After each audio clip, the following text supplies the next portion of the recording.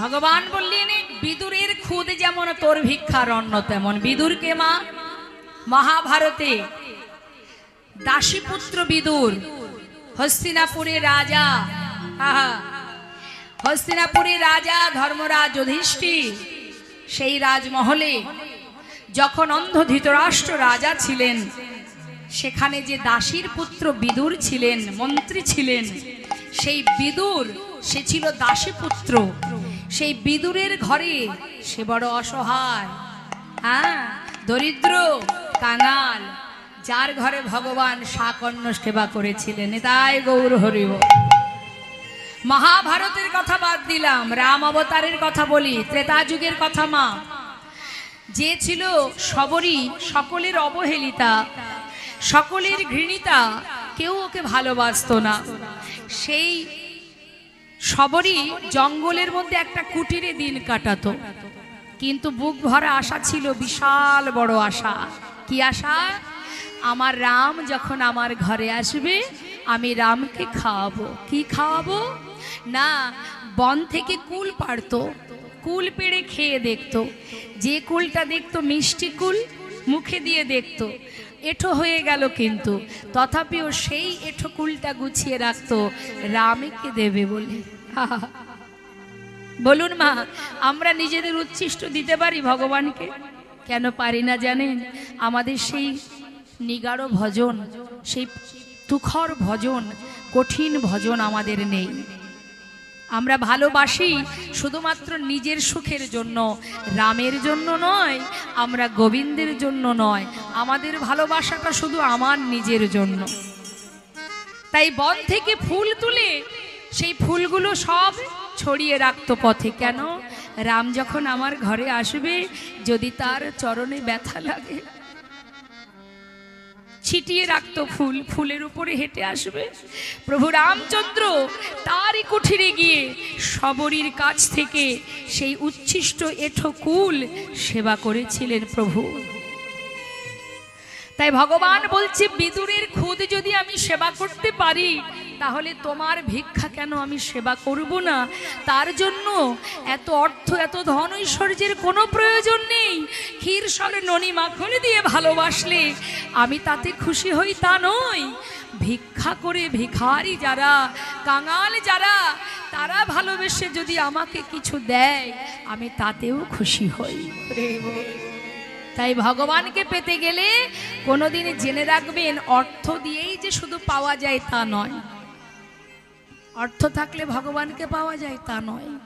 তার জন্য চাই তার প্রতি ভালোবাসা, শুদ্ধ প্রেম। এমন যদি কারোর মধ্যে থাকে মা, তার আর কিচ্ছু প্রয়োজন নেই। সঠিকভাবে ভালোবাসতে হবে, আস্তে সঠিকভাবে ভালোবাসতে হবে, তাহলেই তার অনেক প্রমাণ আছে মা। দেখুন, একটা ঘটনা আপনাদের বলি।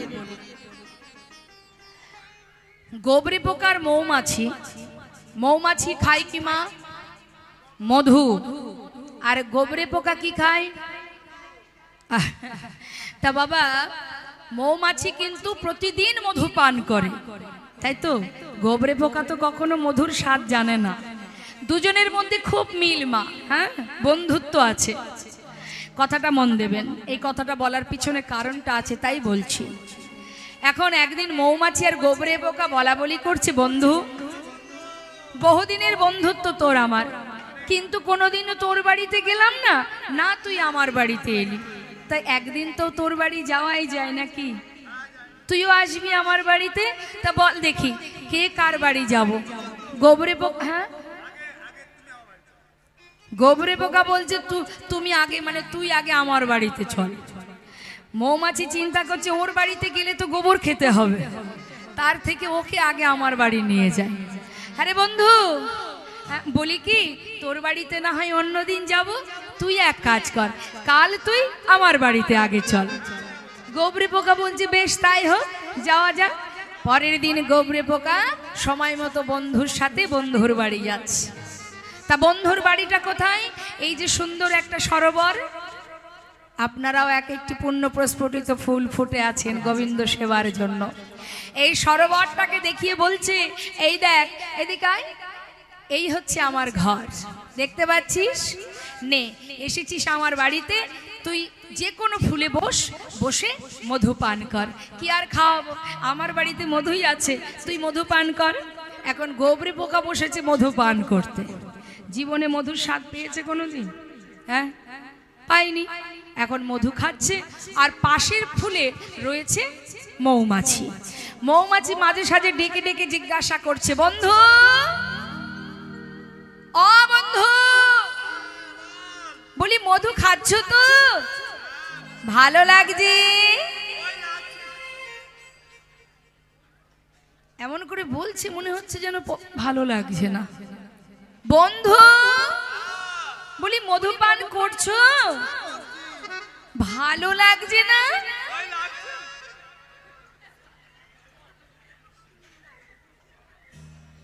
ভালো কি আর লাগে? হ্যাঁ, সারা জীবন গোবর খেয়েছে, মধু তার কি ভালো লাগবে গো মা? হ্যাঁ, আমাদেরও অবস্থা এরকম,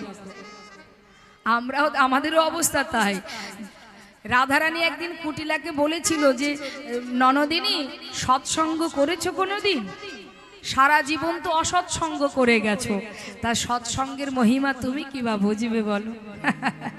তা বলছে, আচ্ছা ঠিক আছে, তুমি মধু পান করো, দেখবে ঠিক ভালো লাগবে। আবার বেশ কিছু পর বাবা বিকেল হতে চললো। বন্ধু, বলি মধু পান করছো? এবার ভালো লাগছে? তাও ভালো লাগছে না। আচ্ছা একটা কথা বলি, বলছি যে কেমন লাগছে তোমার? কেমন লাগছে? হ্যাঁ হ্যাঁ বলো তো। ওই খানিকটা মধু মধু আর খানিকটা গোবর গোবর। আচ্ছা দেখো কাণ্ড, মধু তো মধুরই স্বাদ পাবে, এর মধ্যে আবার গোবর এলো কোথা থেকে? ও আচ্ছা শোনো, তুমি যখন মধু পান করতে ফুলে বসেছিলে, মুখটা ভালো করে ধুয়ে তারপরে বসেছিলে? মুখ তো ধোয়া হয়নি। আমি আসার আগে, তোমার বাড়ি আসার আগে কি ভাবছিলাম জানো? তোমার বাড়ির খাবার যদি আমার আবার পছন্দ না হয়, তাই আমার বাড়ির খাবার আমি একটু গালে ভরে নিয়ে এসেছিলাম। গোবরে পোকা আবার আসার পথে কিছুটা গোবর মুখের মধ্যে ভরে এনেছে, যদি ভালো না লাগে। সেই জন্যই তো এই অবস্থা। দেখো কাণ্ড, মুখের মধ্যে গোবর, তার উপরে ভিতরে যাচ্ছে মধু, তাহলে কিছু গোবর কিছু মধু তো মনে হবে। হ্যাঁ বন্ধু, মধুর স্বাদ পেতে হলে নিষ্ঠাভাবে তুমি ভালো করে মুখ ধৌত করে পরিষ্কার হয়ে পরিচ্ছন্ন হয়ে তারপরে তুমি মধু পান করো, দেখবে আমি বলছি শুদ্ধভাবে যদি তুমি মধু পান করো, পরিষ্কার হয়ে বদন পরিষ্কার করে যদি মধু পান করো, তবেই তুমি মধুর স্বাদ অনুভব করতে পারবে। তাই বলি শোনো বন্ধু, ভালো করে মুখটা ধুয়ে নাও, পরিষ্কার হও, তারপরে মধু পান করো। ওমা, মধু পান করবার জন্য ভালো করে মুখটা ধুয়ে নিল, নিয়ে এবার মনস্থির করলেন যে আমি মধু পান করতে বসেছি।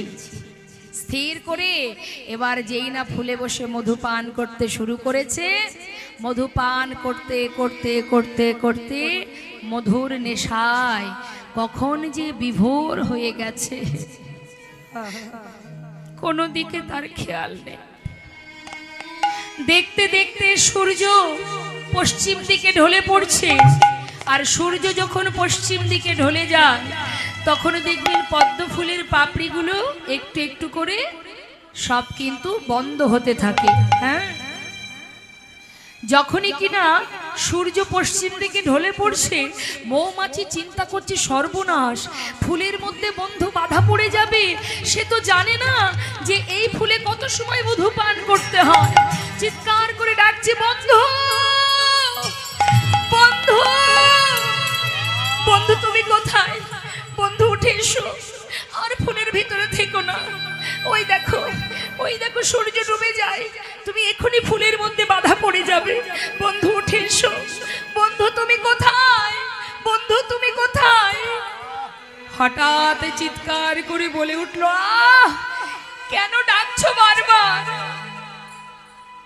আমাকে আমাকে তুমি বারবার ডেকো না, আমাকে মধু পান করতে দাও, ডেকো না, সেবায় বিঘ্ন ঘটিও না। নেশার ঘরে মধু পান করতে করতে কখন যে ফুলের পাপড়িগুলো সব বন্ধ হয়ে গেল।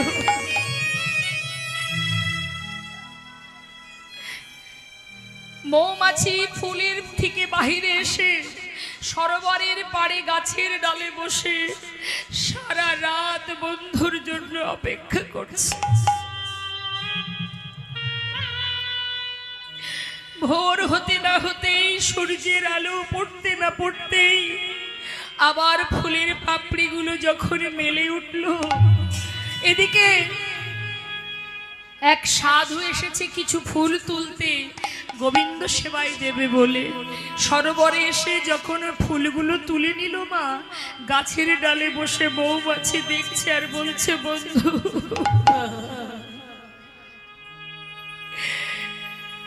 এ কি সৌভাগ্য তোমার, আজ তুমি বৈষ্ণবের কৃপা লাভ করতে পারলে।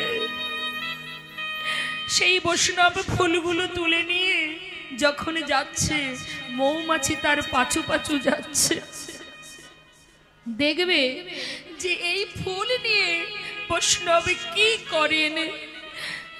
একটু একটু করে ঠাকুর ঘরে পৌঁছে সেই ফুলগুলো গোবিন্দায় নমঃ বলে যখন ভগবানের চরণে অর্পণ করে দিল, মৌমাছি মন্দিরের বাইরে গাছের ডালে বসে বসে চোখের জলে মুখ ভাসিয়ে কাঁদে আর বলে, বন্ধু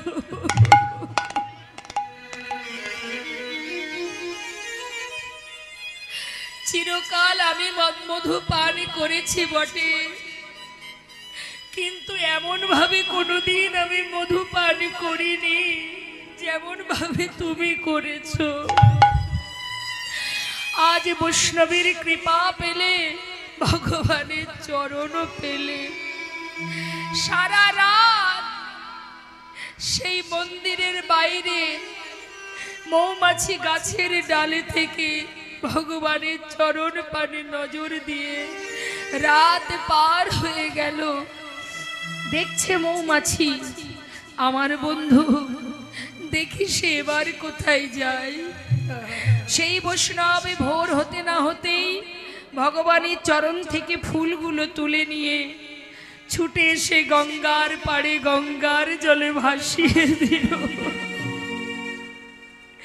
মৌমাছি কাঁদে আর বলে, বন্ধু বৈষ্ণবের কৃপা, ভগবানের চরণ সেবা, এমনকি গঙ্গায় তুমি আজ নিয়োজিত হলে। তোমার মতো এমন বড় ভক্ত কয়জনা হতে পারে? আমি সারা জীবন সরোবরের মধু পান করেও কোনোদিন ভগবানের চরণ পেলাম না। আমার যে মধু পান করা হয়নি গো, তোমার মতো করে যদি আমি মধু পান করতে পারতাম, আজ আমিও গোবিন্দ চরণে ঠাঁই পেতাম। তাই মাগো, ভগবানকে যদি প্রকৃত কেউ ভালোবাসে, ভগবান বললেন ভক্ত যদি মনে প্রাণে ভালোবেসে আমাকে যাই দিক, যেভাবে দিক না কেন, আমি যে তাতেই খুশি হই, আমি আর কিচ্ছু চাই না। যদি ডাকার মতো ডাকা যায়, দুটি নয়ন জলে ধুইয়ে দেব, প্রভু তোমার দুটি রাঙা চরণ, তুমি করিও গ্রহণ। শ্রী সচিনন্দ দুটি নয়ন জলে ধুইয়ে দেব তোমার দুটি রাঙা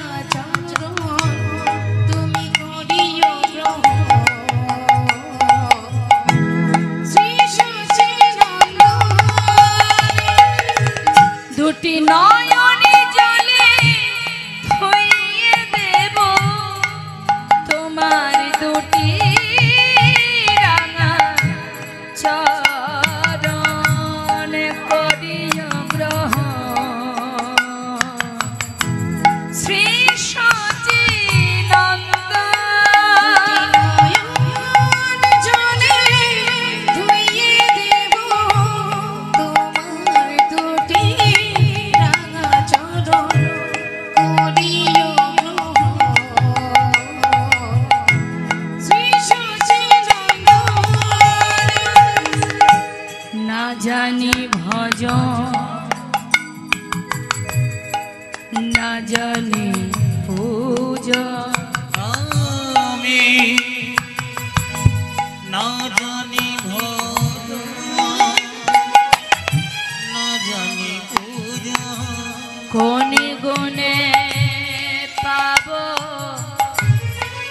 ওরানা চরণ আমি না জানি ভজন না জানি পূজা কোন গুণে পাব তোমার দুটি চরণ না জানি ভজ না জানি পূজ বলো কোন গুণে পাব হোরানা চরণ দুটি নয়নের জল বহে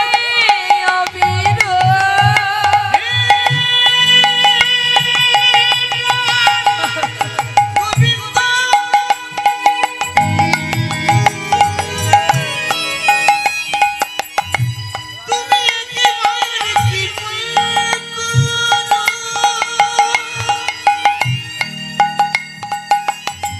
তুমি ছাড়া আর কেউ নাই তুমি একেবারে কৃপা করো করুণাময় হে করুণাময় কৃপাময় দুটি নয়নের জল বহিও বিধান মানে না শ্রী সচিদানন্দ জয় গৌর হরিবল হরিবল জলে ধুইয়ে দেব তোমার দুটি রাঙা চরণ করিও গ্রহণ শ্রী সচিদানন্দ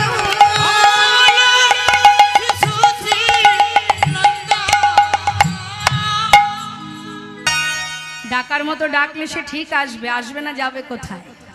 কি ভক্তই পারে ভগবানকে ধরে রাখতে, তবে ভক্তের মতো ভক্ত হতে হবে, এক ডাকেই সে হাজির হবে, তাই না মা?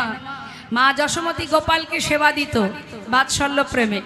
রাধারানী এবং সখীরা গোবিন্দকে যেভাবে রাসমঞ্চে নাচিয়েছিলেন সেইভাবে তিনি নেচেছিলেন। তাহলে শাস্ত্রে বললেন ভক্ত যদি নাচাতে পারে ভগবান নাচে। তিনি নিজেই বলেছেন ভক্ত আমার মাতা পিতা, ভক্ত আমার গুরু, আদর করে নাম দিয়েছে আমার নাম বাঞ্ছা কল্পতরু। ভক্ত দিলে খায়, না দিলে উপবাসে যায়, ভক্তের হাতে প্রেমের ডুরি, ভক্ত আমাকে যেভাবে ঘোরায় আমি সেইভাবে ঘুরি। তাই গৌর হরি হরি। কিন্তু বিষয় হচ্ছে মা, ভক্তটা ঠিকঠাক হতে হবে।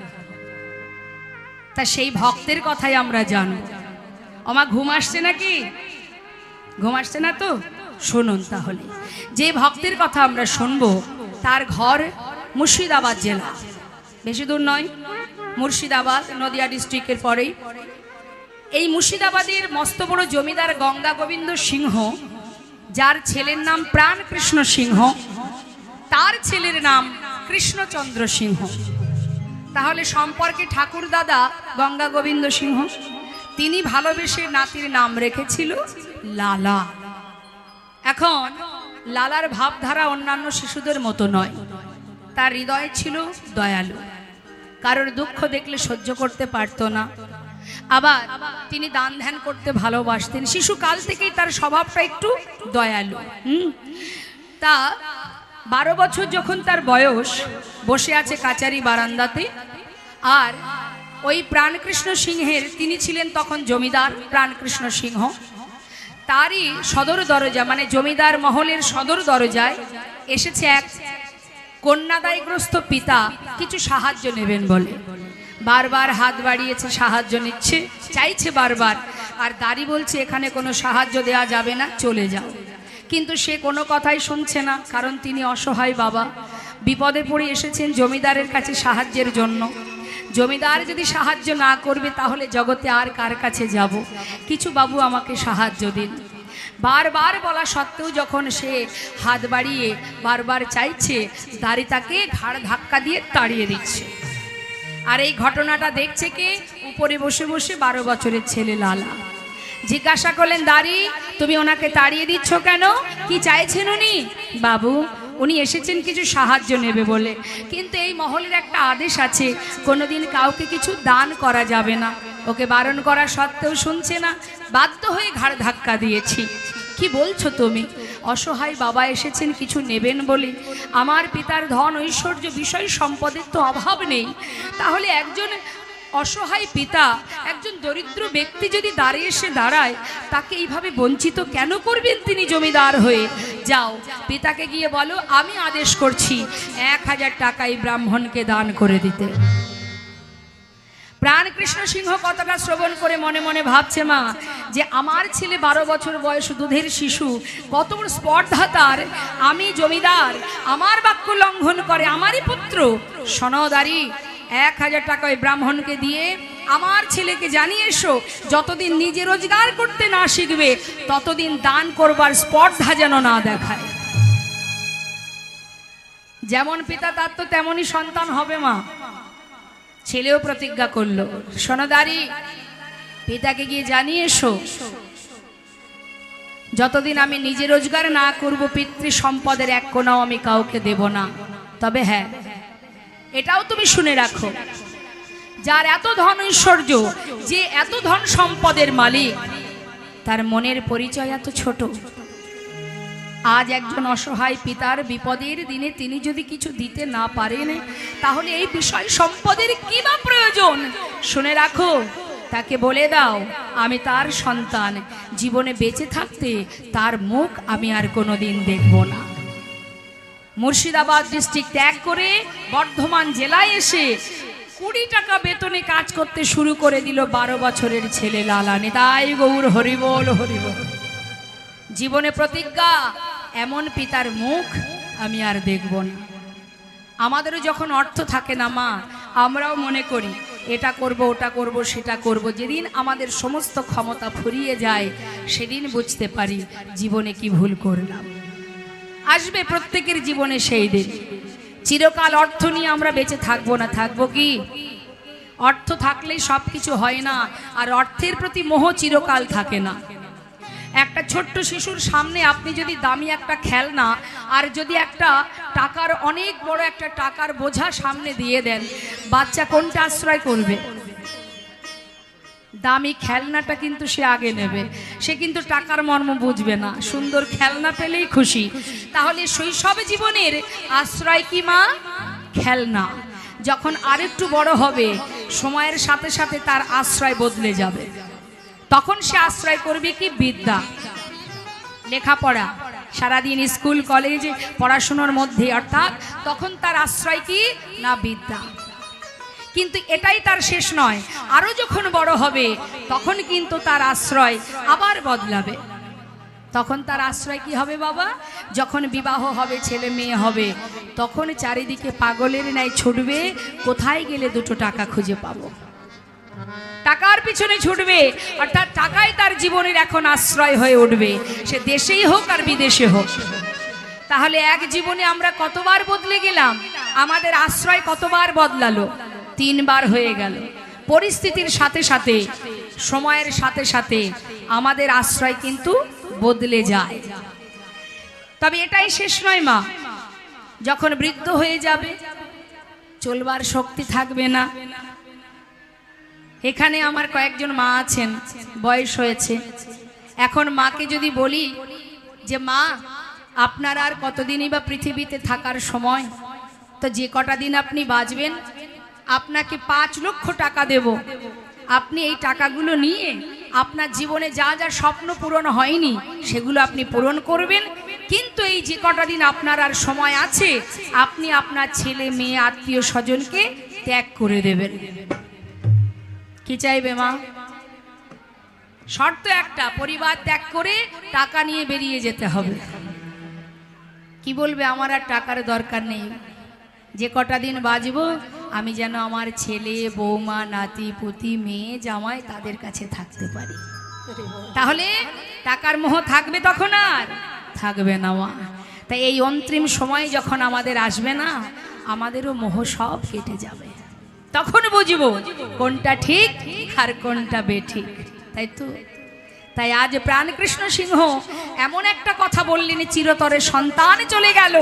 আর সন্তান যখন চলে গেল, দেখতে দেখতে সন্তানও বড় হচ্ছে, বাবারও বয়স বাড়ছে। শয্যাশয়ী প্রাণকৃষ্ণ সিংহ যখন এই শয্যাশয়ী এলাকাবাসীকে বললেন তোমরা যাও আমার সন্তানকে একবার ফিরিয়ে নিয়ে এসো, কিন্তু কোনো দিন ছেলে আর এলো না। বাবা শেষের বেলা সন্তানকে না দেখে শয্যায় শুয়ে শুয়ে ভগবানের চরণে সর্বস্ব সঁপে দিয়ে বলে উঠলেন, রক্ষা করো হে তুমি হে ভগবান, হে জগতে সবই কিছু তোমারই তো দান। করো হে তুমি ভগবান,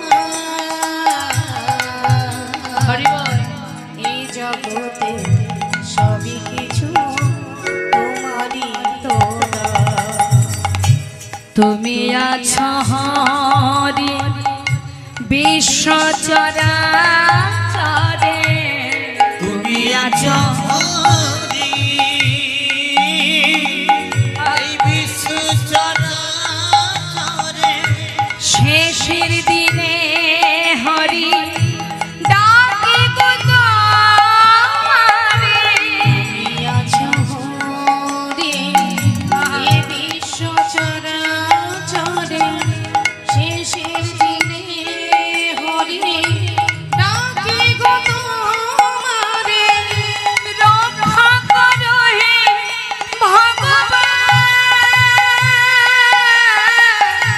রক্ষা করো হে ভগবান,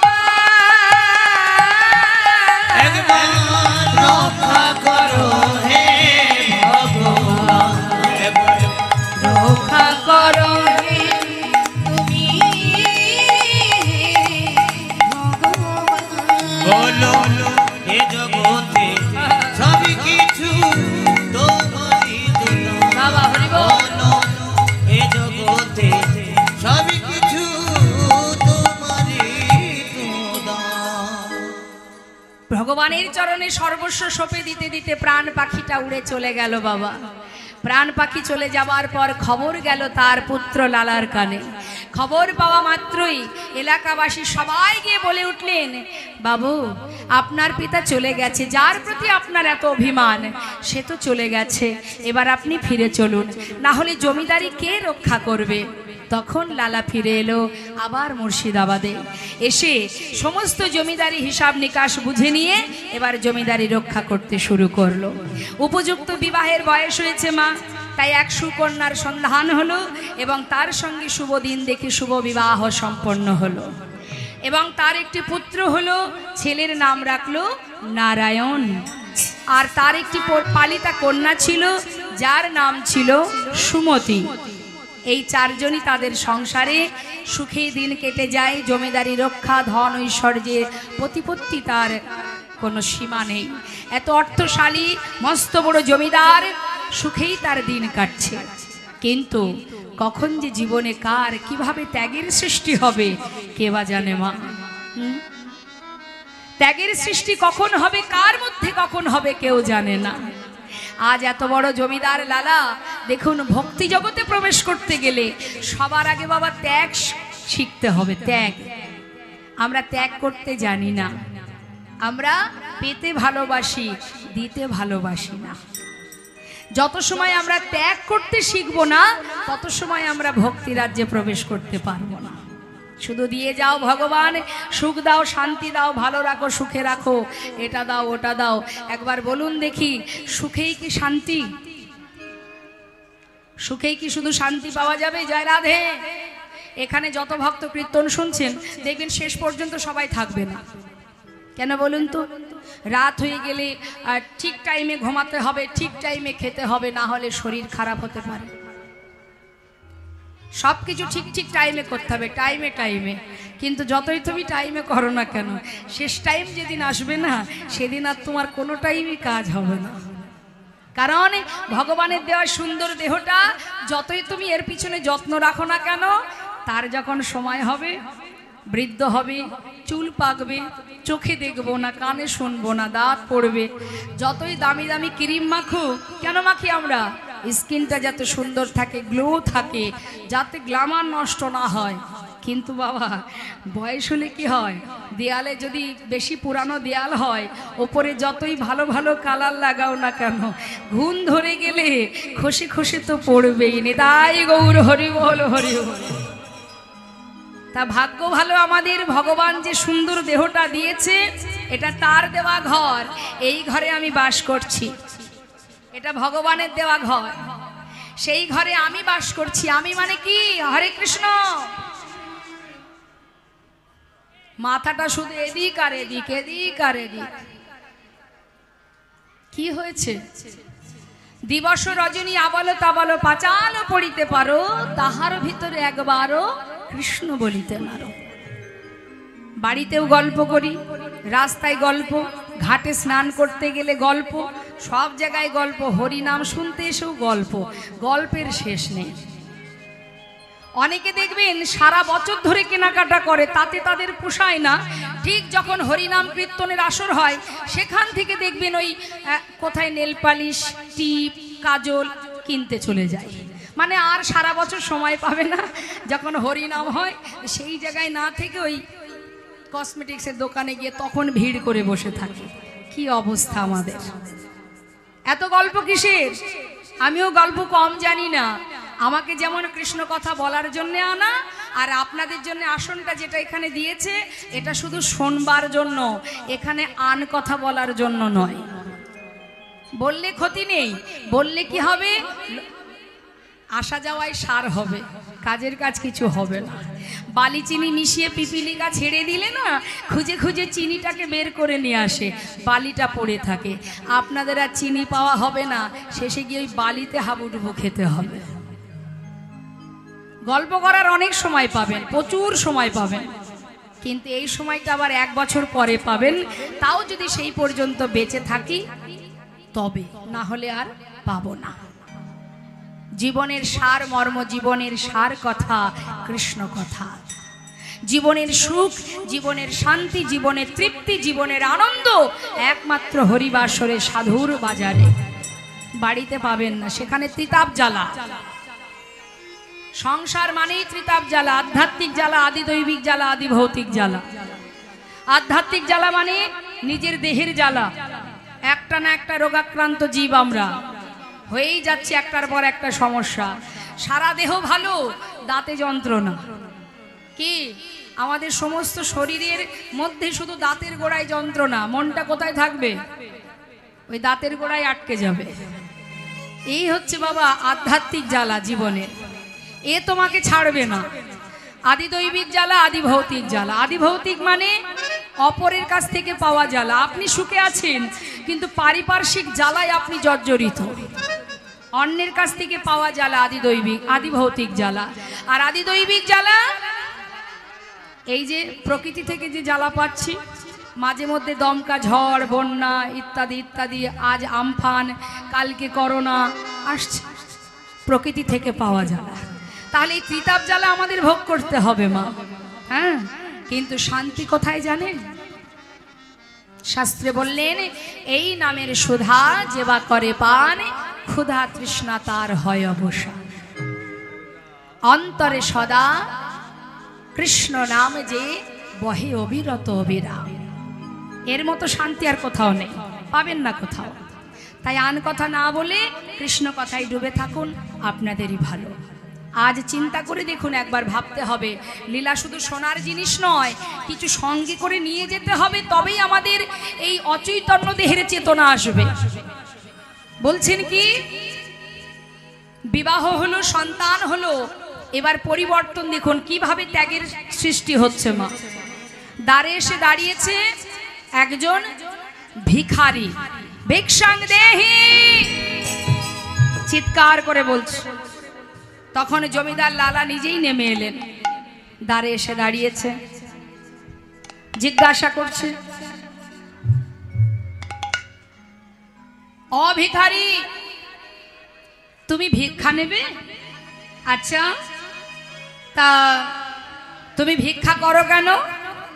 বাবু, আমি কেন ভিক্ষা করি শুনবেন? আহা, বাবু গো, বাবু গো,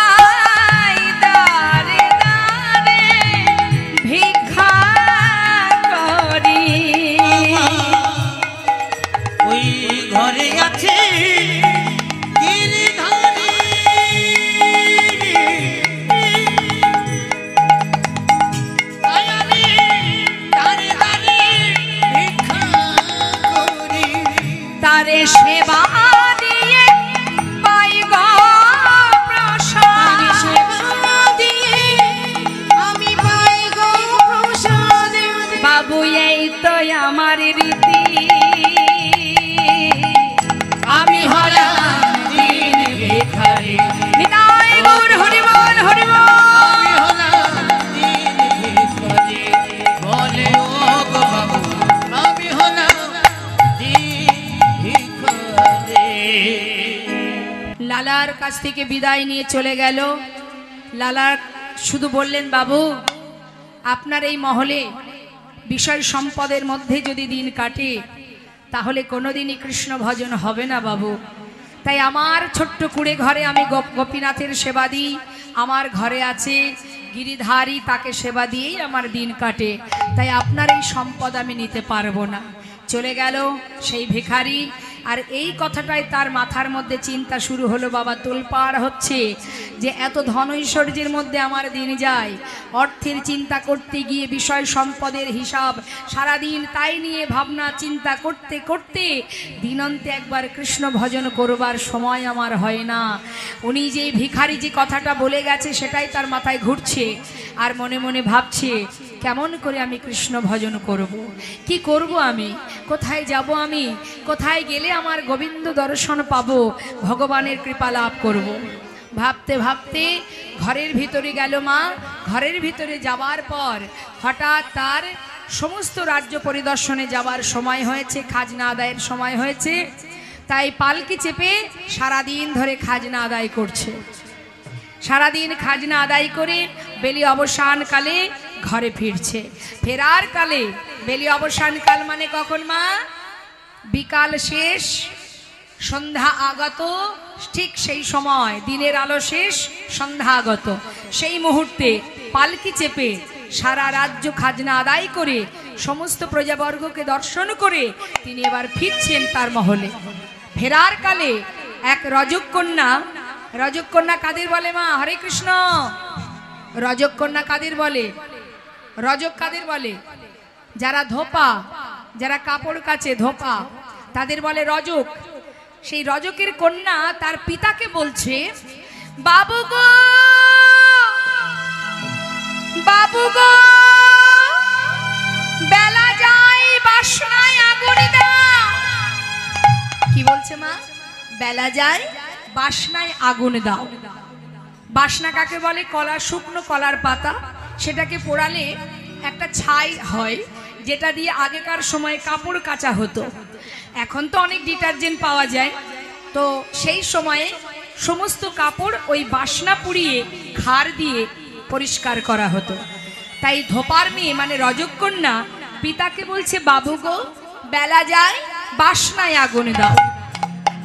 আর সেই কথাটা প্রতিধ্বনি হয়ে লালার কানে প্রবেশ করছে। লালা তো আসছে রাস্তা দিয়ে পালকি চেপে, আর শুনছে বাতাসে যেন ভেসে আসে সেই মেয়েটির সেই কথাটি। কিভাবে? বেলা যায়,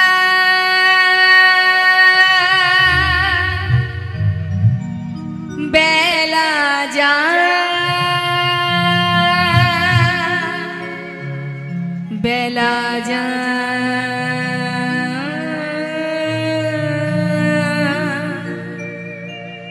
বেলা যায়,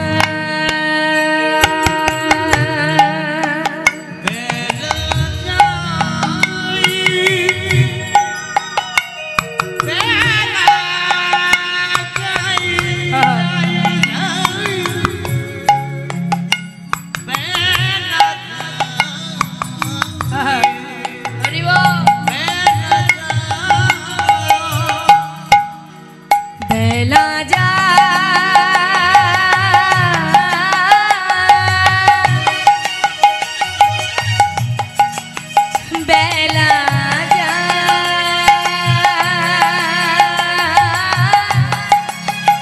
বেলা যায়,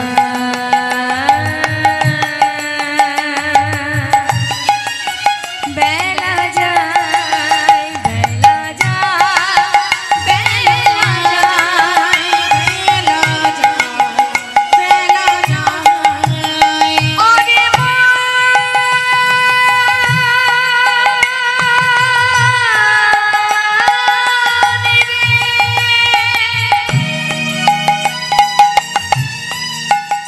ওরে মা,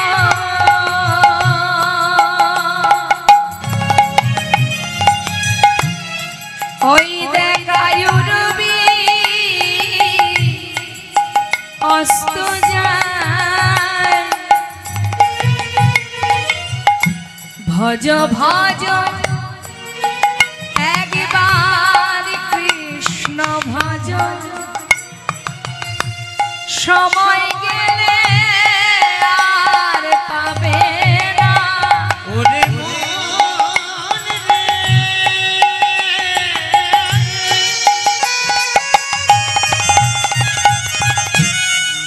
তোমাদের জীবন বেলা বয়ে যায়,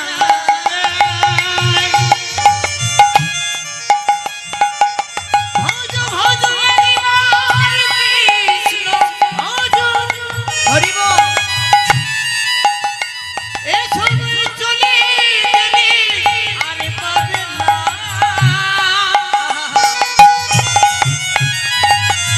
ওরে মন,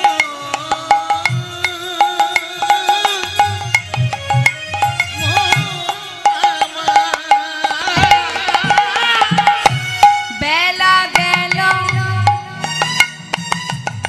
সন্ধ্যা হলো। কাকে বলছে কথাটা? কাকে বলছে? প্রতিধ্বনি হচ্ছে তার হৃদয়ে, পরমাত্মা তাকে শোনাচ্ছে। কি বলছে? এটা আমাদেরও আসবে মাদিন। লীলা শুধুমাত্র শ্রবণের নয়, কিছু বুঝতে হবে। কি বলছে? রজকন্যা বলছে বেলা যায় বাসনায় আগুনে দাও, আর লালা শুনছে কি, আমরা সবাই সেই একই কথাই শুনছি, কি বেলা গেল সন্ধ্যা হলো, বেলা গেল সন্ধ্যা হলো, একবার ফিরে এসো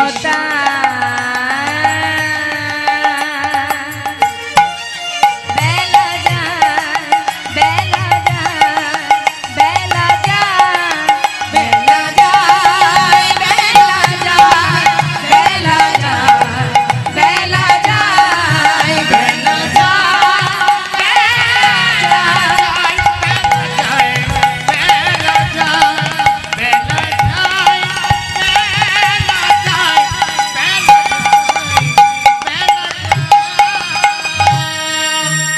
বেয়ারা পালকি থামাও। পালকি থেকে নেমে সেই রজকন্যাকে সামনে পেয়ে তাকে জড়িয়ে ধরেছে। মা কি যেন একটা বললি আমায়, আর একটা বার বল মা। রজকন্যা ভয়ে ঠকঠক করে কাঁপছে। বাবু আপনাকে আমি কিছু বলিনি, আমি আমার পিতাকে বলেছি বেলা যায় বাসনায় আগুনে দাও। না না তুই এ কথা বলিসনি, আমি যেন অন্য কিছু শুনলাম।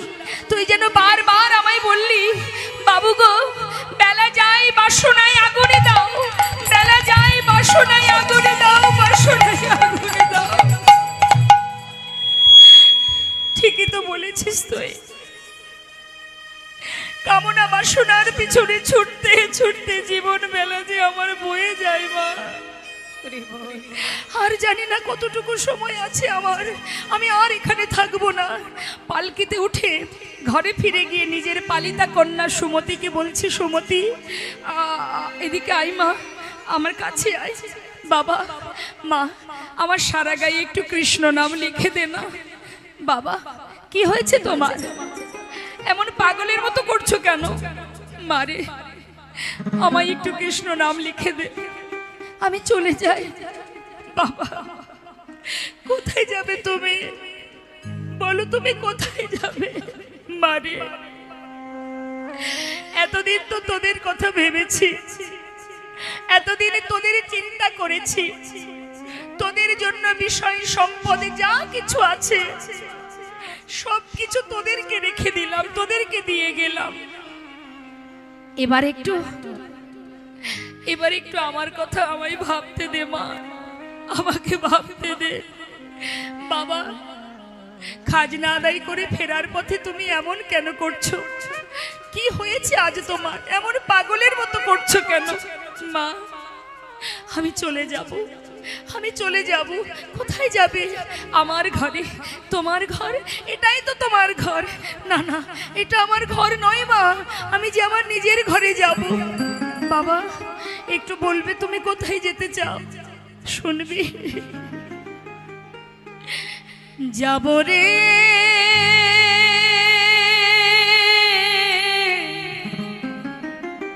যাব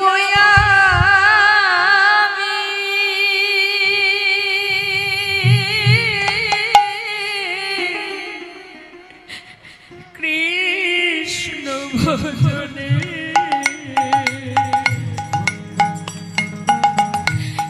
যাব আমি মধুর বৃন্দাবনে।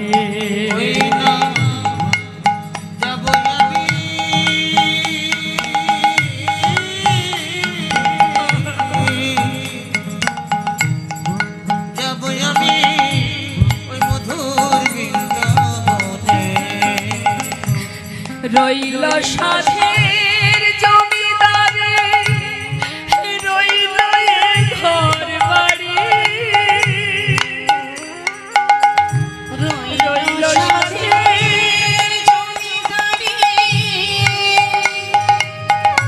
রইল ঘর বাড়ি,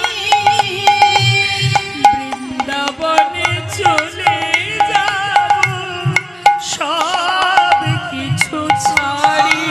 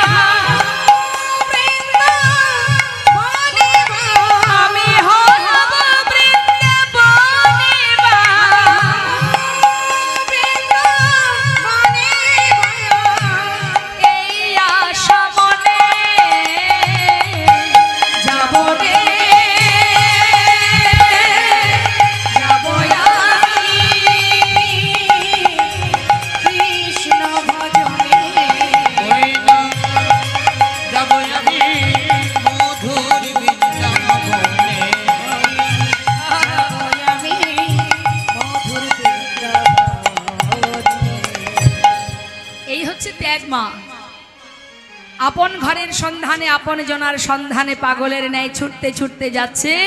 জীবনের এত বড় সুখ স্বাচ্ছন্দ্য পরিত্যাগ করে সে বুঝেছে যে যা কিছু আমি এতদিন করেছি সবই অসার।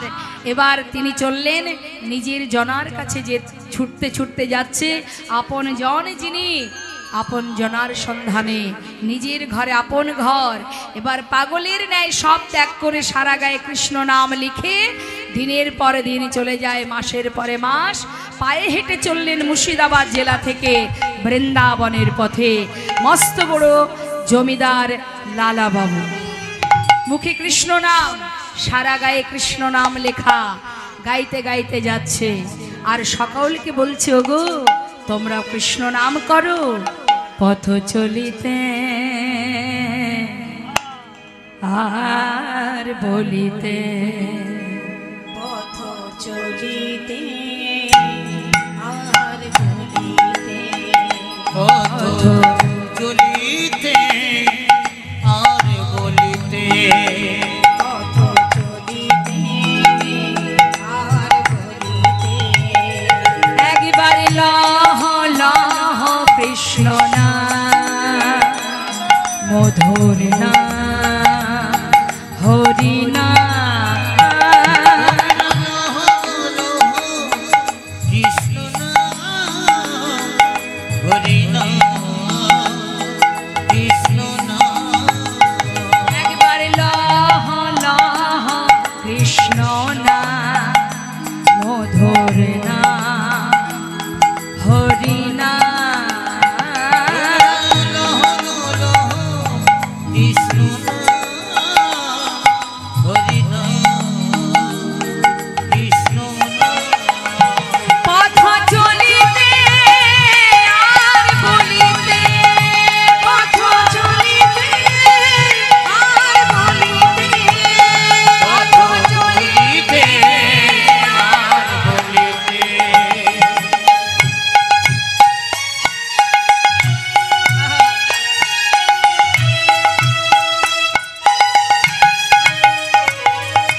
সন্মুখী আধার রাত্রি, আমি হয়েছি পথযাত্রী।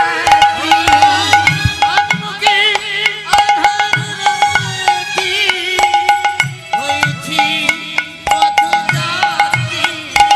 আর সন্মুখী আধার রাত্রি, আমি হয়েছি পথযাত্রী।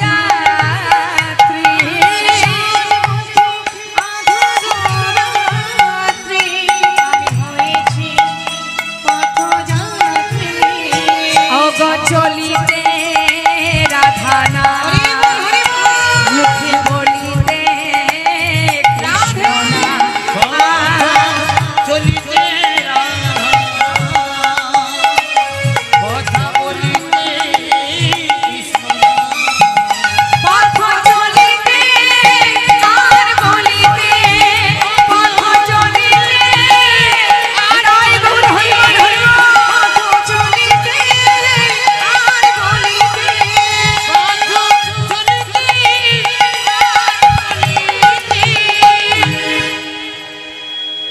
কৃষ্ণ নামকে সার করে সারা জীবনের ন্যায় সব ছেড়ে জমিদার লালা চলে এলো বৃন্দাবনে। বৃন্দাবনে যখন এলো মা তখন সন্ধ্যা হয়ে গেছে। তাই কি করেছে, গোবিন্দকুণ্ডের পাড়ে সারা রাত কাটিয়ে সকালবেলা যেই না প্রভাত হয়েছে, হঠাৎ দেখছে লালা যে ব্রজমাইরা মাথায় করে ডালা সাজিয়ে সবাই এক সারিতে যাচ্ছে। লালা জিজ্ঞাসা করছে, ও ব্রজবাসী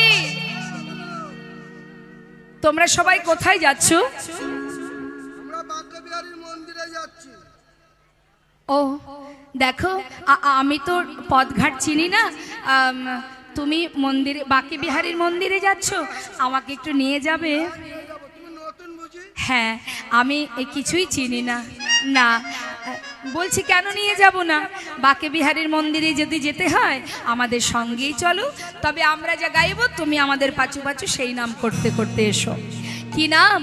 রাধে রাধে রাধে রাধে রাধে রাধে বল, রাধে রাধে রাধে রাধে রাধে রাধে বলে বলো রাধে রাধে बोलो राधे राधे राधे राधे गो राधे राधे राधे राधे राधे गो बोलो राधे राधे राधे राधे राधे राधे बोल राधे राधे राधे राधे राधे राधे बोल राधे राधे राधे राधे राधे राधे बोल राधे राधे राधे राधे राधे राधे बोल পিছনে কে আসছে কে আসছে পিছনে লালা বাবু তিনি গাইছেন কি গাইছেন কৃষ্ণ কৃষ্ণ কৃষ্ণ কৃষ্ণ কৃষ্ণ কৃষ্ণ বল কৃষ্ণ কৃষ্ণ কৃষ্ণ কৃষ্ণ কৃষ্ণ কৃষ্ণ বল कृष्ण कृष्ण कृष्ण कृष्ण कृष्ण कृष्ण बोल कृष्ण कृष्ण कृष्ण कृष्ण कृष्ण कृष्ण बोल কৃষ্ণ কৃষ্ণ কৃষ্ণ কৃষ্ণ কৃষ্ণ কৃষ্ণ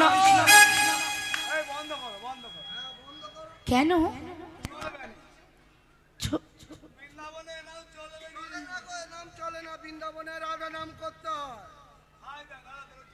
আচ্ছা কৃষ্ণ নাম চলে না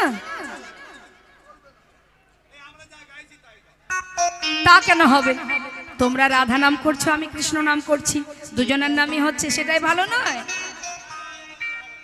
হবে না লালা বলছি তাহলে শোনো এক কাজ করি আর তোমাদের কথাও থাক আমার কথাও থাক দুয়ে মিলে একসঙ্গে আমরা কি গাইবো সবাই মিলে রাধে কৃষ্ণ হ্যাঁ রাধে কৃষ্ণ রাধে কৃষ্ণ রাধে কৃষ্ণ বল রাধে কৃষ্ণ রাধে কৃষ্ণ রাধে কৃষ্ণ বলো बोलो राधे कृष्ण बोलो राधे कृष्ण राधे कृष्ण राधे कृष्ण बोल राधे कृष्ण राधे कृष्ण राधे कृष्ण বৃন্দাবন কি সবাই মিলে হাত তুলে রাধে রাধে বলবেন উচ্চ স্বরে বলবেন হ্যাঁ সবাই হাত তুলুন দেখি কার কার হাত আছে হ্যাঁ যার হাত নেই সে তো আর তুলতে পারবে না যার আছে সে একবার তুলবেন হ্যাঁ বৃন্দাবন কি যমুনা মাই কি আর একটু জোরে 8 আনা হয়েছে আর 8 আনা বাকি আর একটু জোরে হবে হ্যাঁ কোনোদিন ঝগড়া করেছেন ঝগড়া করেন বলো না একবার দেখো কোমর কেমন আচ্ছা ঠিক আছে যেমন করে চিৎকার করে ঝগড়া করেন আর সেই চিৎকার করে রাধা নাম গাইবেন ঠিক আছে সবাই মিলে হাত তুলে বৃন্দাবন কি 12 আনা হয়ে গেছে আর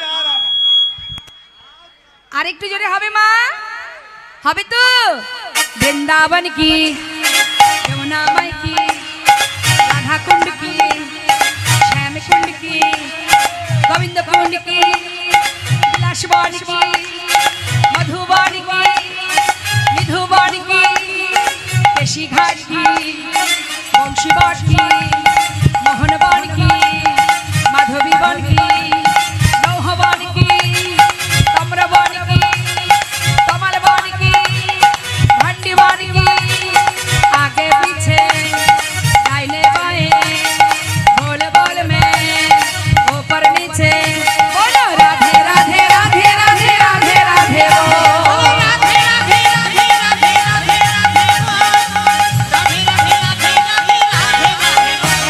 राधे राधे राधे राधे राधे राधे राधे बोल राधे राधे राधा रानी की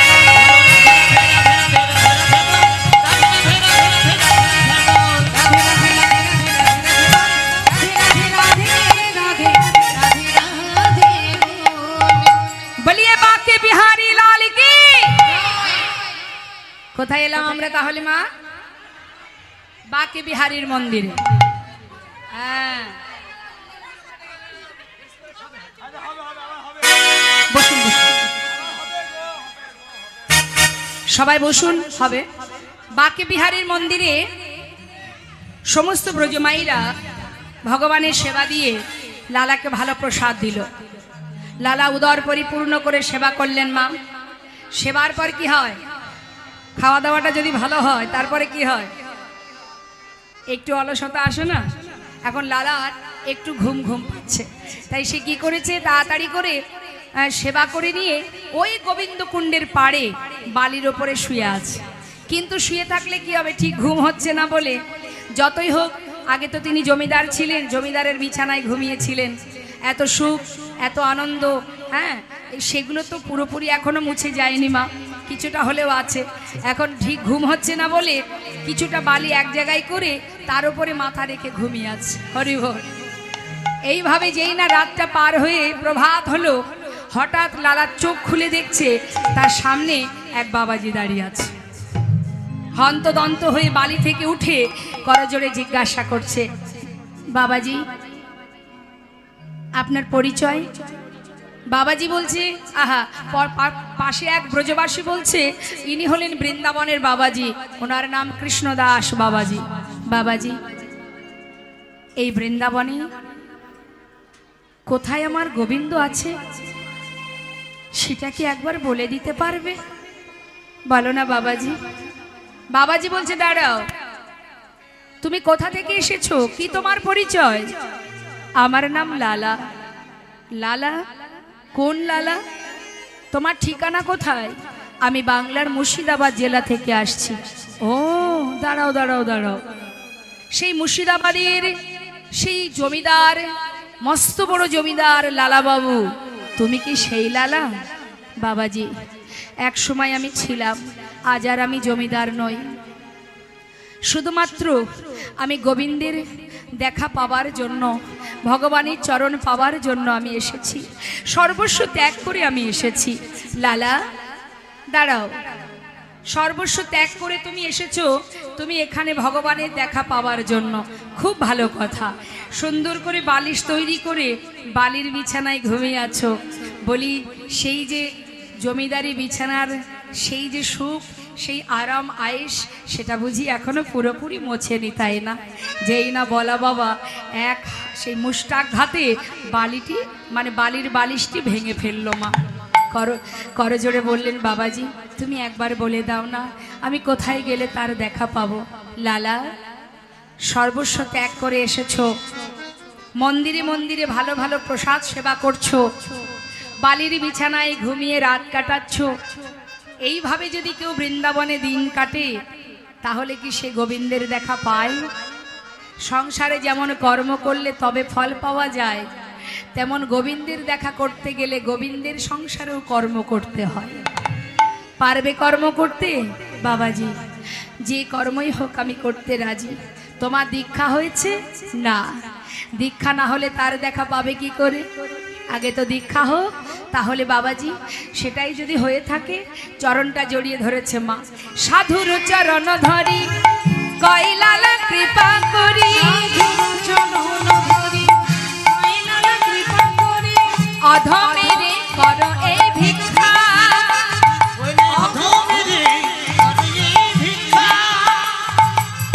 অবিষ্ট ধন পাইবারে আমি ঘর ছেড়ে এসেছি ঘরে, অবিষ্ট ধন পাইবারে আমি ঘর ছেড়ে এসেছি ঘরে, ফিরিব না কৃপা করে দাও মরে দীক্ষা,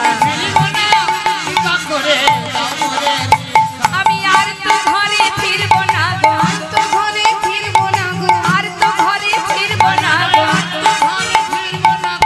অবিষ্ট ধন পাইবারে ঘর ছেড়ে এসেছি ঘরে, অবিষ্ট ধন পাইবারে ঘর ছেড়ে এসেছি ঘরে, ফিরব না করে দাও মরে দীক্ষা, ফিরিব না কৃপা করে দাও মরে দীক্ষা। এখানে যত ভক্ত আছেন দীক্ষা শিক্ষা হয়েছে? সবার হয়েছে দীক্ষা শিক্ষা? মন্ত্র মনে আছে তো? কৃষ্ণ মন্ত্রে যারা দীক্ষিত হন তাদের গলায় তুলসীর মালা পরান গুরুদেব। আছে তো? মালা আছে তো গলায়?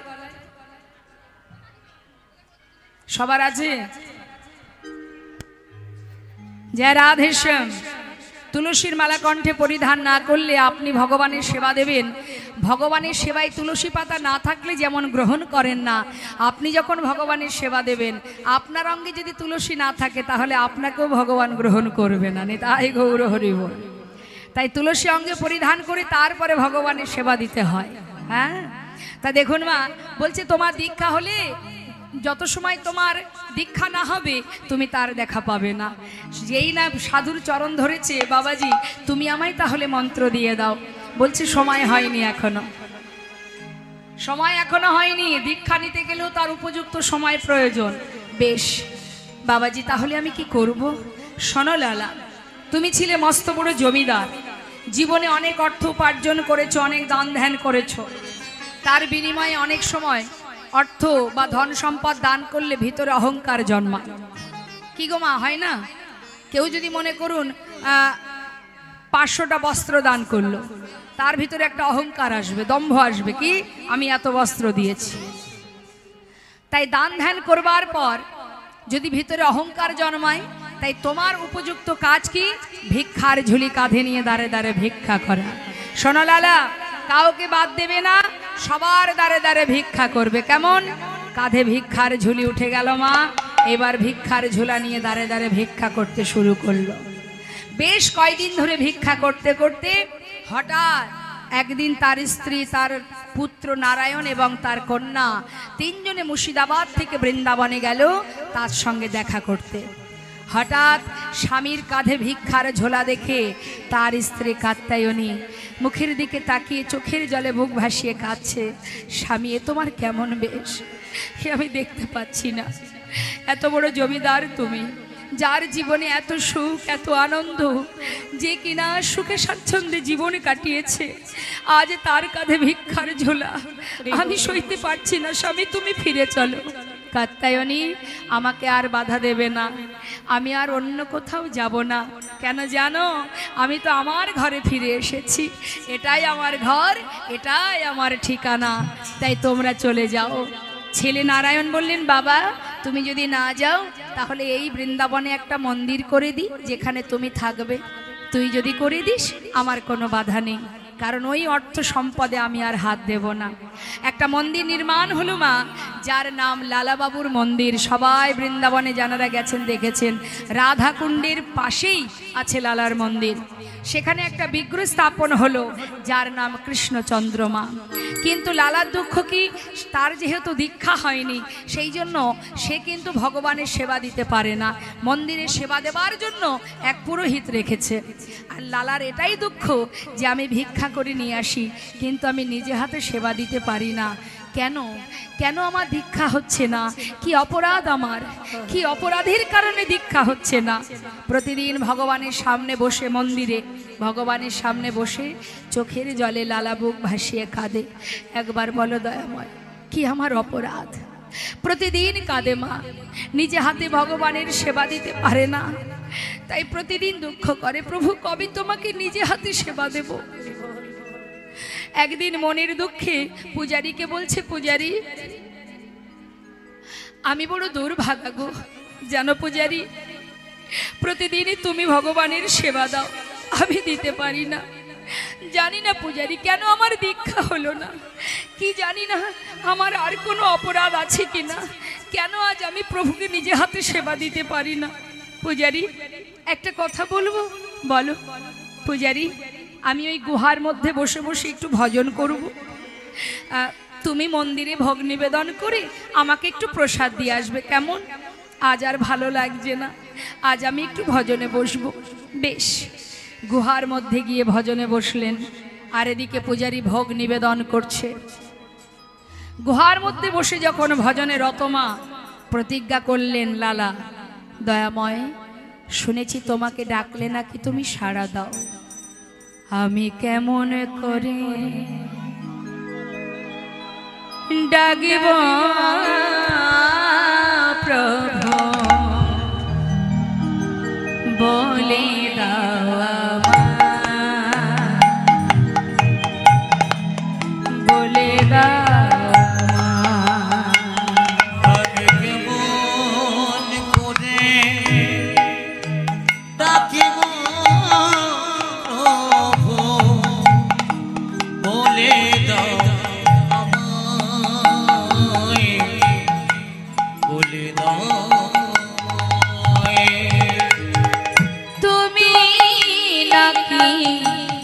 দয়াল হরি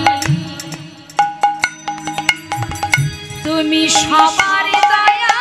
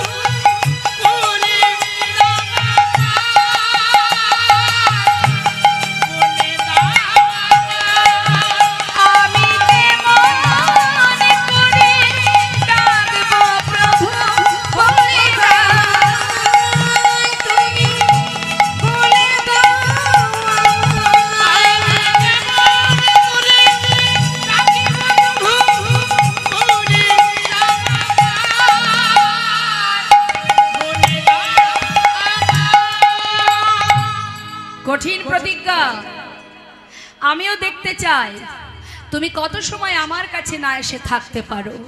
এই রইলাম আমি গুহার মধ্যে বসে, তোমাকে যদি ডাকার মতো ডাকতে পারি তোমাকে আমার কাছে আসতেই হবে। আর তুমি যদি আমার কাছে না আসো এই গুহার মধ্যে প্রাণ ত্যাগ করব, আর আমি বাহির হব না। ভক্ত যদি কঠিন প্রতিজ্ঞা করে মা, ভগবানের মন চঞ্চল হয়ে যায়, কি করে ভক্তকে প্রতিজ্ঞা থেকে বাহির করব। তিনি কি করলেন, পূজারী, মন্দিরের পূজারী ভোগের থালায় প্রসাদ নিয়ে যখন নিবেদন করে যখন প্রসাদ নিয়ে যাবে, ঘর থেকে মন্দির থেকে বেরোবে, হঠাৎ ভগবান ঝড় বৃষ্টি দিলেন। আর যেই না বৃষ্টি শুরু হলো, পূজারী দেখছে এত বৃষ্টি, কি করে যাব আমি গুহার মধ্যে, বৃষ্টি বন্ধ হোক তারপরে না হয় যাব। এই ভেবে প্রসাদের থালাটা বাইরে রেখে মন্দিরের ভিতরে ঢুকে গেছে।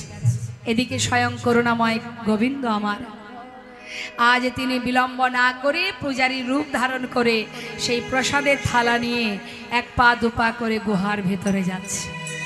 ভক্তকে প্রসাদ দিতে হবে তো মা। যেই না গুহার ভিতরে ঢুকছে, হঠাৎ কানে শুনতে পেল তার ভক্ত বসে বসে ভজন করছে, ভজন গাইছে, রাধে কৃষ্ণ রাধে কৃষ্ণ রাধে কৃষ্ণ গোবিন্দ গোপাল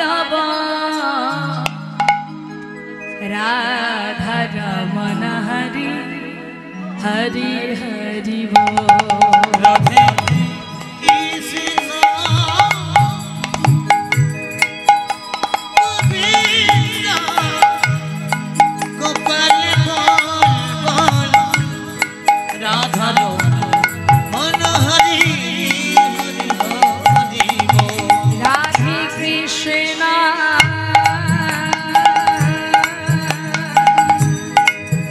রাধে কৃষ্ণ গোবিন্দ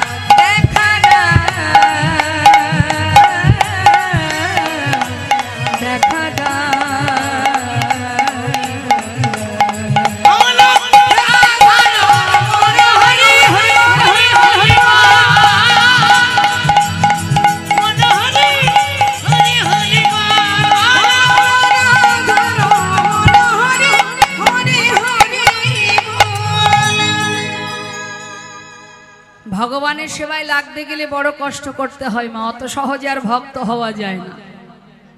আমি যখন সন্ধ্যাবেলা এখানে এসেছিলাম, এখানে অনেক ভক্ত ছিল, ছিল না? ছিল তো? আস্তে সবাই কি আর গোবিন্দ সেবায় লাগে? লাগতে পারে? এখন ওই আম গাছে প্রচুর মুকুল হয় না বাবা? মালিক ভাবে বাবা এত মুকুল হয়েছে, কত আম যে হবে, বেশ কয়েক মাস গোবিন্দ সেবা হয়ে যাবে। কিন্তু সব মুকুলে কি আর আম অবশিষ্ট থাকে? হ্যাঁ কি গো মা? এখন দেখবেন এই কি হয়, প্রথমত কুয়াশা, কুয়াশায় অনেক মুকুল নষ্ট হয়ে যায়। এটা গোবিন্দের আম বাগান। এই আম বাগানে সন্ধ্যাবেলা অনেক মুকুল ছিল। কুয়াশা বাবা, আর দরকার নেই কীর্তন শোনার, সেবা ওখানে হচ্ছে, প্রসাদ পেয়ে ঘরে চল। সকালবেলা অনেক কাজ।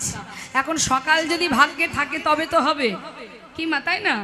তাহলে আমরা কেন পরের আশা করি, পরের চিন্তা করি? এখন তাতে অনেক মুকুল নষ্ট হয়ে যায়। গেল, ভগবান ভাবছে কি আর করা যাবে, এর মধ্যে যারা থাকবে তারাই আমার সেবায় লাগবে, তাই তো? এখন মালিক ভাবছে যা কিছু তো মুকুল আছে, তারপরে হয় কি মা, এই যে আসছে ঝড় বর্ষা, কাল বৈশাখী ঝড়, যেই একটু আমগুলো গোটা গোটা হবে, একটু একটু হবে, ঝড়ে অনেক আম নষ্ট হয়ে যাবে। তারপরে যেই আরেকটু বড় হবে, তখন দেখবেন ওই পাড়ার বাচ্চারা তারা ঢিল মেরে মেরে আম পেড়ে নেয়, নেয় না? ঢিল মেরে আম পাড়াটা এখানেও চলে। কেমন বলুন তো? এটা তো গোবিন্দের আম বাগান। একজন তো যাচ্ছে, আবার 5 জনকে টেনে নিয়ে যাচ্ছে। এই চল চল বাড়ি চল, আর শুনতে হবে না। তার মানে কি, পাড়ার বাচ্চারা যেরকম ঢিল মেরে আম পেড়ে নিয়ে যায়, আর তারা খোঁচা দিয়ে সবাইকে তুলে তুলে নিয়ে যাবে। বাবা তুমি যাচ্ছ, যাও না, তুমি আরেকজনকে কেন গোবিন্দ সেবা থেকে দূরে নিয়ে যাচ্ছ? গেল, কি আর করা যাবে? মালিক ভাবছে তার মধ্যে যেটুকু থাকবে সেটুকুই গোবিন্দ সেবায় দেব। তার মধ্যে দেখা গেল একটু যখন আমগুলো পেকে যায়, পাখিতে এসে অনেক আম নষ্ট করে দেয়। গেল, অবশেষে যে আমগুলো গাছের ডাল ধরে থাকতে পারে, শেষে গিয়ে তারাই ভগবানের সেবায় লাগেন। তাই গৌর হরি বল। তা এখন এই গোবিন্দের আম বাগানে এখনো বলা যাচ্ছে না শেষ পর্যন্ত কটা আম গিয়ে গোবিন্দ সেবায় পৌঁছাবে। এসেছিলাম সেবা করতে, সেবা হয়ে গেছে। ওই যে গোবরে পোকার গল্প দিয়েছিলাম না, হ্যাঁ, যারা গোবর খেতে ভালোবাসে তারা মধুর স্বাদ বুঝবে কি, তারা কিন্তু থাকবে না, চলে যাবে। কিন্তু যারা কৃষ্ণ নামের অমৃত আস্বাদন করবে, তাদেরকে কিন্তু জগতের কোনো টানই টেনে নিয়ে যেতে পারবে না। এখানেই তার প্রমাণ হয়ে যাবে। যাই হোক, এখন ভগবান এসে প্রসাদ দিল, লালা কিন্তু মা কিছু বুঝতে পারেনি। সেই প্রসাদ পেল, আবার গোবিন্দ চলে গেলেন। কিন্তু বৃষ্টি বন্ধ হয়ে গেছে দেখে পূজারী মনে মনে ভাবছে তাই তো লালাকে প্রসাদ দিতে হবে যে। হঠাৎ বাইরে এসে দেখছে থালার মধ্যে আর প্রসাদ নেই। ভাবছে বৃষ্টি বন্ধ হবার পরে কোনো ভক্ত বোধহয় নিয়ে গেছে, তাতে আর কি আছে, আরও তো আছে ঘরে, সেখান থেকে একটু প্রসাদ নিয়ে এবার গুটি গুটি পায়ে ঢুকছে গুহার মধ্যে। লালা, কে প্রসাদ খাবে না? এই দেখো প্রসাদ এনেছি। প্রসাদ? আমি তো প্রসাদ খেয়েছি। খেয়েছো? কে দিল তোমায়? কেন? তুমি তো এসেছিলে। ও পূজারি, প্রসাদ দিয়ে গেলে, আমি প্রসাদ খেলাম, তুমি চলেও গেলে। আমি তো আসিনি লালা, আমি তো এই প্রথম এলাম। তুমি আসোনি? তবে কে এসেছিল? ও পূজারি, কে এসেছিল আমার কাছে বলো না। লালা, বিশ্বাস করো আমি আসিনি। পূজারি, তোমারই মতো দেখতে, তোমার মতো বেশ। লালা, সে এসেছিল তোমার কাছে, তুমি তাকে চিনতে পারলে না লালা? পারলে না চিনতে? পূজারি, তুমি কার কথা বলছো? কে এসেছিল বলো না, বলো না পূজারি, তুমি কার কথা জিজ্ঞাসা করছো? কার কথা বলছো তুমি? পূজারি বলছে, লালা, এরপরেও তুমি আমার কাছে জানতে চাইছো? মিছি কেন পুছো রে, আমার বলা কিছু না। মিছে কেন বুঝো মোরে, আমার বলার কিছুই নাই। যে যা করে করানি তিনি সবার অন্তরে, সে যে রয়। জানে করান তিনি সবার অন্তরে, সে যে রয়। মিছে কেন বুঝো মোরে, আমার বলার কিছুই নাই। মিছে কেন বুঝো মোরে, আমার বলার কিছুই নাই। আমার বলার কিছু নাই, আমার বলার কিছু নাই, আমার বলার কিছু নাই। হে কৃষ্ণ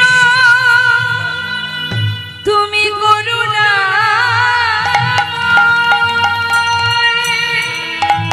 তুমি করুণাময়,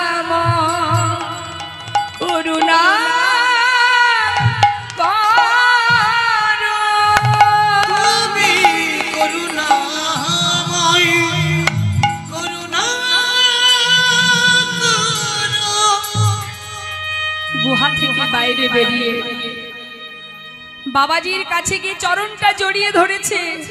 চরণ তলে আছাড় খেয়ে পড়ে জিজ্ঞাসা করলেন, বাবাজি আজ তোমাকে বলতে হবে, বলো বাবাজি, আমি যে তাকে কাছে পেয়েও হারিয়ে ফেলেছি, আমি যে চিনতে পারিনি বাবাজি, একটিবার বলো না বাবাজি, আমায় তুমি কেন দীক্ষা দিচ্ছ না? লালা, এখনো তোমার সময় হয়নি, যাও চলে যাও। বাবাজি আমি যেতে চাই না, আমি আর যাব না। তুমি বলো আমি কেন তাকে ধরতে গিয়েও ধরতে পারলাম না? বলো বাবাজি, কেন আমার দীক্ষা হওয়ার সময় হয়নি? কি অপরাধ আমার? যত সময় না বলবে আমি তোমার চরণ ছেড়ে যাব না।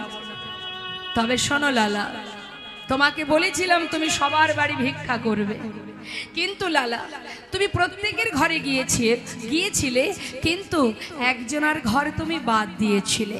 কেন বলো? জগৎ শেঠের দ্বারে তুমি ভিক্ষা করনি কেন? বাবাজি, ওদের সঙ্গে আমাদের একটু পুরানো দ্বন্দ্ব আছে। কি জন্য? তুমি যখন জমিদার ছিলে, তোমার জমিদারি ছিল, তখন তোমার দ্বন্দ্ব ছিল। এখন কি তুমি জমিদার আছো? সেই জমিদারি আছে তোমার, তাহলে দ্বন্দ্ব কেন থাকবে লালা? ভিতর থেকে ক্রোধ হিংসা দূরীভূত করো, না হলে কৃষ্ণ ভজন হবে না। জেনে রাখবেন মা, কেউ যদি মনে করেন বাড়িতে হরিবাসর দেব কি কোনো ধর্মীয় অনুষ্ঠান করব, পাশের বাড়ি বা অন্য কোনো ব্যক্তির সঙ্গে আমার দ্বন্দ্ব আছে বলে তাকে বাদ দিয়ে আমি অনুষ্ঠান করব, তাহলে কিন্তু আপনার অনুষ্ঠান সব বৃথা হয়ে যাবে। তাই যে আপনার সঙ্গে দ্বন্দ্ব বিবাদ যার সঙ্গে আপনার থাকবে, তার বাড়িতে নতমস্তকে গলবস্ত্র হয়ে নিমন্ত্রণ করে সসম্মানে তাকে বাড়িতে এনে প্রসাদ দিয়ে সেবা দেবেন, তারপরে আপনার সেবা ভগবান গ্রহণ করবেন। তাই গৌর হরি বল। তাই হিংসা দিয়ে, ক্রোধ দিয়ে, দ্বন্দ্ব বিবাদ দিয়ে কখনো ভগবত কৃপা লাভ করা যায় না। যাও লালা, যার সঙ্গে তোমার দ্বন্দ্ব তার ঘরে গিয়ে গলবস্ত্রে এক মুষ্টি তণ্ডুল নিয়ে এসো। এসে পৌঁছালেন ভিক্ষার ঝোলা কাঁধে নিয়ে। অত সহজ মা, ভক্ত হওয়া অত সহজ?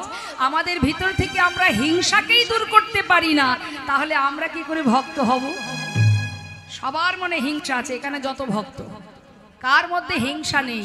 এটাকে যত সময় না তাড়াতে পারবো, তত সময় হৃদয় মন্দিরে ভগবান এসে বসতে পারবে না। তাই দেখুন, দ্বারে এসে দাঁড়ালেন, ভিক্ষাং দেহি। যেই না হাত বাড়িয়েছে মা, চিৎকার শুনে সম্মুখে দাঁড়িয়ে দাঁড়িয়ে বলছে, তুমি ভিক্ষা নেবে? এ তো সেই জমিদার লালা, দাঁড়ে দাঁড়িয়েছে ভিক্ষার ঝোলা নিয়ে। ধন ঐশ্বর্যের মূল্যবান সম্পদ, অনেক দামি দামি রত্ন সামনে এনে হাজির করেছে। ভিক্ষা দেবে। কি দেবে? দামি দামি রত্ন, হিরে জহরত, দামি দামি রত্ন একটা পাত্রে এনে দিয়েছে। ভিক্ষা দেবে বলে সামনে এনেছে দাঁড়িয়ে। যেই না প্রহরী এনেছে সঙ্গে সঙ্গে লালা বলে উঠলেন, অদারি আমি তো তোমার হাত থেকে ভিক্ষা নেব না, আর যেগুলো তুমি এনেছো আমি এ ভিক্ষা চাই না, আমি ধনের ভিখারি নই গো, আমি ধনে ভিখারি না, আমি ধনী ভিখারি নই গো, আমি ধনীর ভিখারি নই। চাই গো যে আমি এক মুষ্টি ভিক্ষা,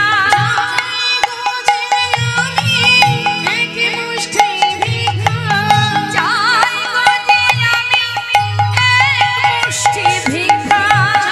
গো যে আমি এক মুষ্টি ভিক্ষা, তাই গোয়ারে দাঁড়ায় রই আমি, আমি ধনীর ভিখারি নই গো, আমি ধনীর ভিখারি নই।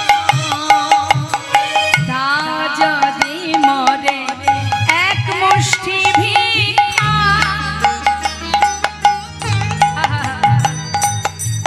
তবে হবে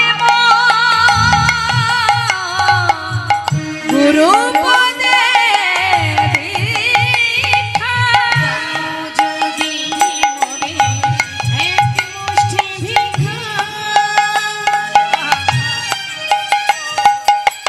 তবে হবে গুরু পদে ভিক্ষা, আমি পাবো দর্শন ব্রজেন্দ্র নন্দ, তাই দুয়ারে দাঁড়ায় রই আমি, ধনীর ভিখারি নই গো, আমি ধনীর ভিখারি নই, আমি ধনীর ভিখারি নই গো, আমি ধনীর ভিখারি নই। তোমাদের যে জমিদার আছে তাকে একবার দ্বারে নিয়ে এসো, তার হাত থেকে এক মুষ্টি তন্ডুল নিয়ে তবেই ফিরে যাব। সঙ্গে সঙ্গে জগৎ শেঠ খবর পেল, খবর পেয়ে দ্বারে এসে পৌঁছালো। দ্বারে এসে দেখছে কি মা, সারা গায়ে কৃষ্ণ নাম, আহা কৃষ্ণ নাম লেখা, মুখে কৃষ্ণ নাম, কাঁধে ভিক্ষার ঝোলা।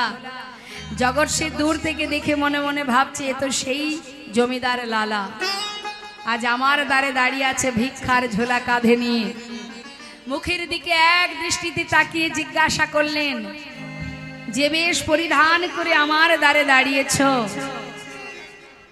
রাখুন, এটা কোনো ছলনা নয় তো? জগৎ শেঠ জিজ্ঞাসা করছে মা। লালা বাবু বলে উঠলেন, না না, আসিনি আজ তোমার কাছে অগবন্ধু কোন ছলনা, ঘাটের মাঝে পার ঘাটাতে বসে ডাকছে আমার,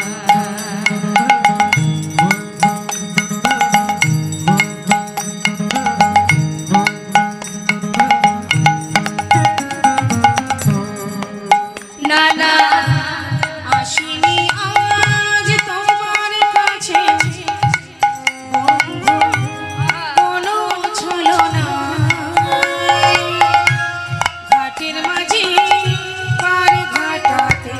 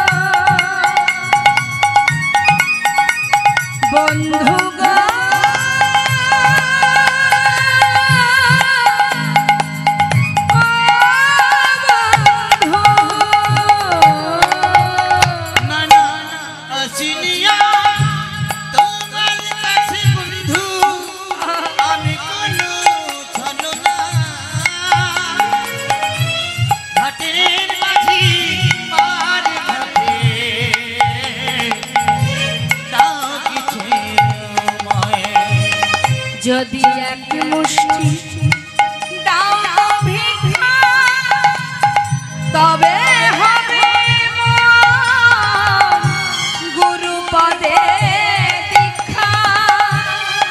যদি অগো যাই গো আমার বেলা বয়ে বন্ধু যায়। জয় গো আমার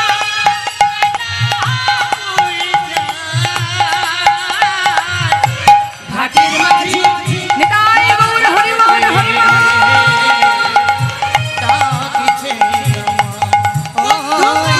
ঘাটের মাঝি পার ঘাটাতে বসে ডাকছে আমার।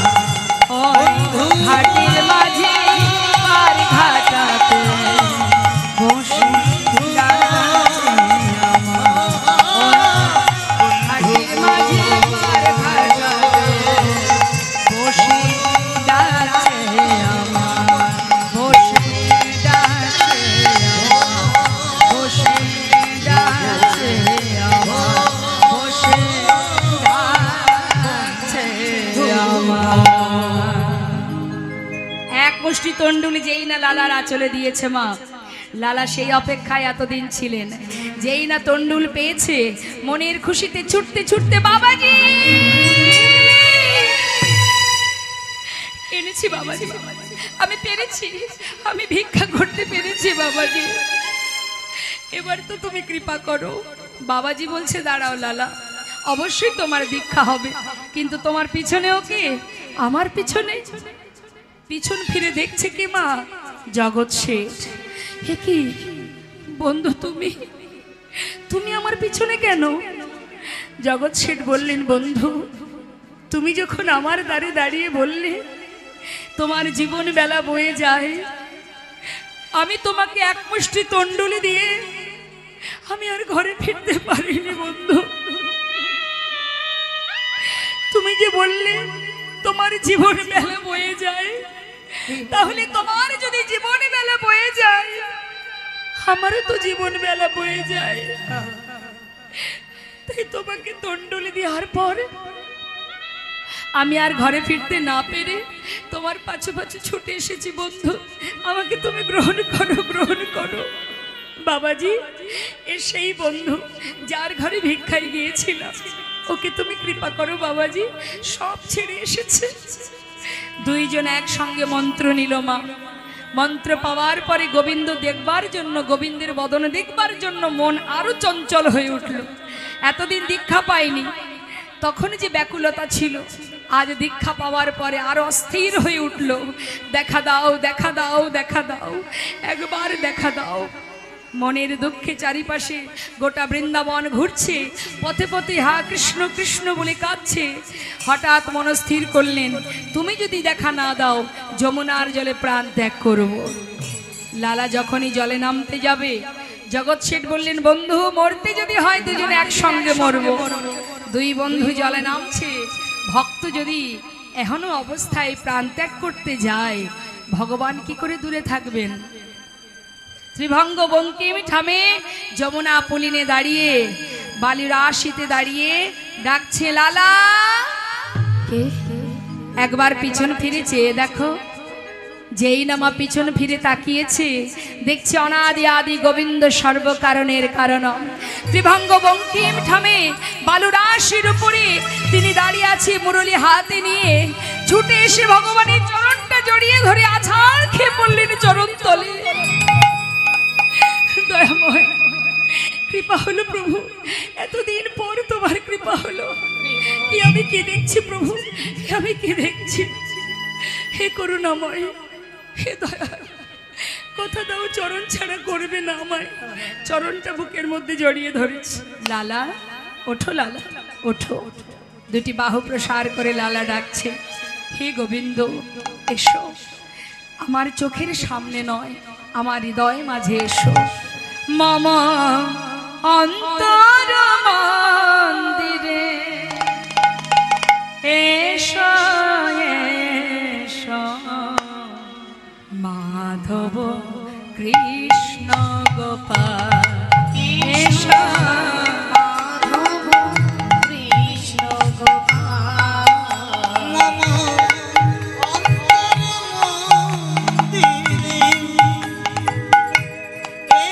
এসো রে, এসো। মাধব কৃষ্ণ গোপাল এসো, মাধব কৃষ্ণ গোপাল। এসো এসো